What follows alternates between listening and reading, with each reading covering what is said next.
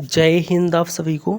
देखिए ये हमारी एमपी जेल प्रहरी और फॉरेस्ट गार्ड के लिए जो इस बार संयुक्त भर्ती परीक्षा हो रही है, यानी जेल प्रहरी और फॉरेस्ट गार्ड का सेम सिलेबस की वजह से संयुक्त भर्ती परीक्षा ले रहे हैं। या इनका फॉर्म अभी डला रहा है। आशा करता हूँ आपने फॉर्म डाल दिया होगा। और आज से हम इसका प्रैक्टिस सेट 1 से एमसी की सीरीज में प्रैक्टिस सेट को शुरू कर रहे हैं। और हर विषय को हम यहाँ पे पांचों विषय को कवर करेंगे आज से। तो जो भी नए हैं इस वीडियो में, चैनल को अभी तक सब्सक्राइब नहीं किया तो सब्सक्राइब कर लीजिएगा, क्योंकि आज से एमपी जेल प्रहरी और फॉरेस्ट गार्ड का प्रैक्टिस सेट एमसी की सीरीज़ में शुरू हो गया है। और ये हमारा पहला सामान्य हिंदी का प्रैक्टिस सेट है, जिसमें हम टॉप 20 उन क्वेश्चनों को देखेंगे टारगेट में, जो प्रीवियस ईयर में जेल प्रहरी और फॉरेस्ट गार्ड में कंबाइन रूप से पूछे गए हैं। ठीक है, तो वीडियो को शुरू से अंत तक देखना है और अंत में कमेंट करके ये ज़रूर बताना है कि इनमें से कितने क्वेश्चन आपसे बन रहे थे। ठीक है, पहले क्वेश्चन से शुरू करेंगे। पहला क्वेश्चन आपके सामने है कि मध्य प्रदेश जनसंपर्क विभाग द्वारा प्रकाशित मासिक पत्रिका है।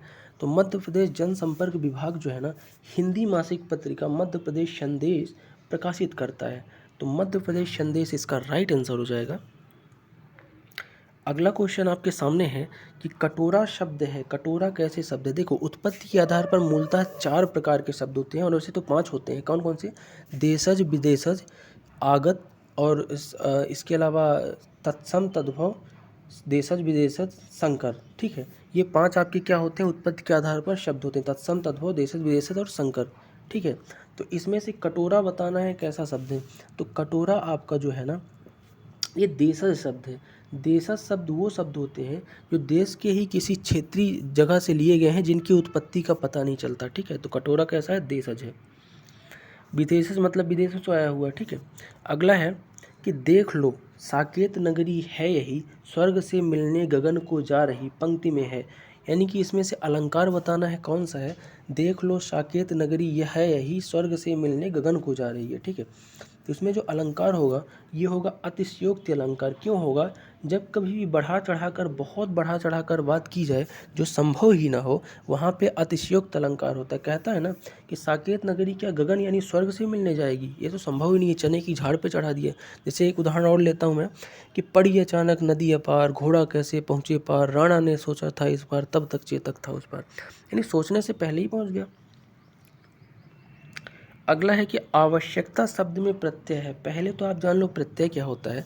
तो प्रत्यय वो शब्दांश होते हैं जो किसी शब्द के अंत में जुड़कर शब्द का रूप और अर्थ बदल दें, वो होते हैं प्रत्यय। ठीक है, तो इसमें से आवश्यकता में आपको अगर पहचानना है उपसर्ग या प्रत्यय, तो आपको सबसे सरल तरीका मैं बता रहा हूँ, इससे मूल शब्द को अलग कर लो। आवश्यकता में मूल शब्द क्या है? आवश्यक। आवश्यक को जैसे ही अलग किया तो बचा क्या? केवल बचा ता बचा, और पीछे लगा है ये शब्दांश, तो क्या हो गया? ये उपसर्ग, सॉरी प्रत्यय हो गया क्या? ता। तो इस तरह से आपको मूल शब्द अलग करके पहचानना है उपसर्ग और प्रत्यय। 5वां क्वेश्चन है कि हर शब्द का अर्थ नहीं है। तो इसमें से हर शब्द का अर्थ क्या नहीं है आपको ये बताना है। तो इसमें से जो घोड़ा है ना, ये हर शब्द का अर्थ नहीं है, यही आपका सही हो जाएगा। बाकी प्रत्येक, शिव और हरण जो है ना, हर शब्द के ही समानार्थी हैं। ठीक है, 6वां क्वेश्चन है कि लेन देन पद में समास है। तो लेन देन एक पद है, इसमें समास बताना है। तो लेन देन का अगर मैं सामासिक विग्रह करूं तो कैसे करूंगा? मैं करूंगा लेन और देन, और ऐसा समास और होगा, और देन, लेन और देन, ऐसा समास जिसमें दोनों पद आपके क्या हो? प्रधान हो, वो होता है कौन सा? द्वंद्व समास। इसीलिए लेन देन का क्या हो जाएगा? द्वंद्व समास। या फिर राम लक्ष्मण, ये सब क्या है? द्वंद्व समास। 7वां क्वेश्चन है कि रायसेन जिले में बोली जाने वाली प्रमुख बोली है। तो मध्य प्रदेश का रायसेन जिला जो है, बहुत जो पुरातात्विक दृष्टि से बहुत समृद्धशाली है। जैसे कि वहाँ भीमबेटका, सांची स्तूप है ना। तो मध्य प्रदेश का रायसेन जिला में जो बोली बोली जाती है ना, वो बोली जाती है बुंदेली। तो बुंदेली इसका राइट आंसर हो जाएगा। ठीक है, 8वां क्वेश्चन है कि मछली शब्द का पर्यायवाची है। तो मछली शब्द का पर्यायवाची बताना है। तो उपरोक्त सभी, इसका मीन, सफरी, ये सब क्या हो जाएंगे? मछली शब्द के ही पर्यायवाची हो जाएंगे। 9वां क्वेश्चन देखेंगे कि कलेजा निकाल कर रख देना मुहावरे का अर्थ है। कहते हैं ना कि मैंने तुम्हारे लिए कलेजा निकाल के रख दिया। तो कलेजा निकाल के रख देना का अर्थ होता है कि अति प्रिय वस्तु को अर्पण कर देना। जैसे कहते हैं ना कि भारत माँ की सेवा के लिए कोई माँ जो है अपना कलेजा निकाल के रख दी, यानी अपने बेटे को समर्पित कर दी। 10वां क्वेश्चन है कि ईश्वर सभी विद्वानों और भले लोगों का हर दिन शुभ करें, ये क्या है, वाक्य कैसा है? तो ईश्वर सभी विद्वान और भले लोगों का क्या करें, हर दिन शुभ बनाएं। तो ये एक इच्छा सूचक वाक्य है। ऐसी मेरी इच्छा है कि ऐसा हो, अब होगा कि नहीं होगा ये पता नहीं, लेकिन मैं ऐसी इच्छा करता हूँ। 11वां क्वेश्चन आपके सामने है कि पृथु का विलोम शब्द है, तो पृथु का विलोम बताना है। तो पृथु का विलोम हो जाएगा तनु। पृथु मतलब होता है कठोर और तनु मतलब होता है क्या, कोमल या मुलायम। ठीक है, तो तनु हो जाएगा पृथु का विलोम। अगला है कि मेट्रोलॉजिस्ट। मेट्रोलॉजिस्ट जो है, मेट्रोलॉजिस्ट ये हिंदी का परिभाषित शब्द है। तो मेट्रोलॉजिस्ट बोलते किसको हैं, तो मौसम विज्ञानी जो होता है उसी को अंग्रेजी में क्या बोलते हैं, मेट्रोलॉजिस्ट। तो इसका राइट आंसर हो जाएगा मौसम विज्ञानी। 13वां क्वेश्चन है कि मुख्यमंत्री से बात करनी चाहिए, वाक्य है।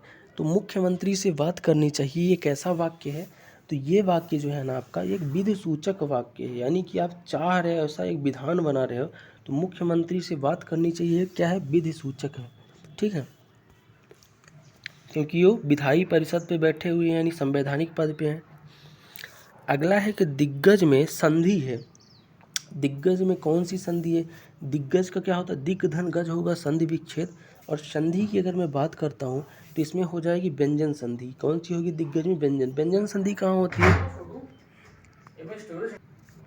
तो व्यंजन संधि वो संधि है जिसमें आपका स्वर का व्यंजन से व्यंजन का व्यंजन से मेल होने पे जो विकार उत्पन्न होता है व्यंजन संधि, यानी दिग्गज क्या हो जाएगी, व्यंजन संधि।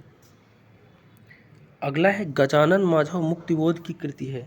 तो गजानन माधव मुक्तिबोध की जो कृति है इसमें से चांद का मुख टेढ़ा, ये गजानन माधव मुक्तिबोध की एक रचना है, बहुत फेमस है, चांद का मुख टेढ़ा।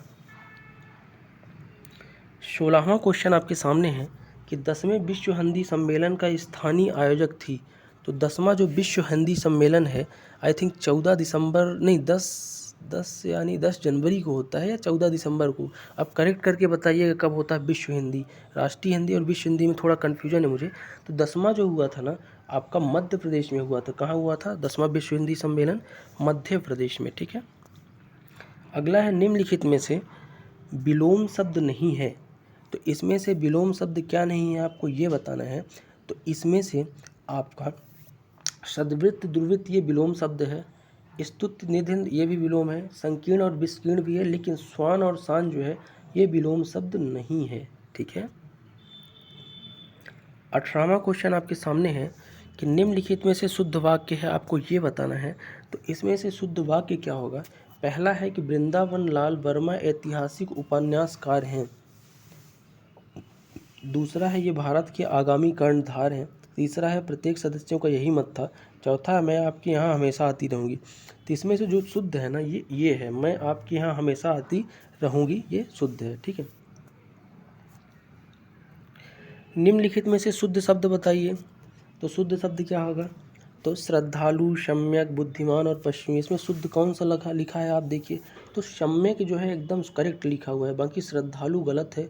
श्रद्धालु होना चाहिए, बुद्धिमान होना चाहिए, और ये बुद्धिमान और पैशनीय गलत है। तो सम्यक इसका क्या हो जाएगा, राइट यानी सही लिखा हुआ शब्द हो जाएगा। ठीक है, अब आज का लास्ट क्वेश्चन हम देखने वाले हैं कि निम्नलिखित में से समुच्चारित भिन्नार्थक संयुग्म है, यानी एक ही तरह के उच्चारण करने वाले लेकिन भिन्न अर्थ रखने वाले ऐसे युग्म यानी जोड़ों को बताना है जो एक ही अर्थ रखे लेकिन उच्चारण एक ही जैसा हो लेकिन अर्थ भिन्न हो। ठीक है, तो इसमें से खोआ खोआ ये तो मुझे भिन्न नहीं लिख रहा क्योंकि दोनों एक ही जैसे लिखे हैं। ठीक है, सीधा साधा भी अलग अलग उच्चारण दे रहे हैं, कटीली कटीली भी अलग, लेकिन छात्र और छात्र एकदम सेम उच्चारण है, छात्र और छात्र, लेकिन इन दोनों का अर्थ अलग है।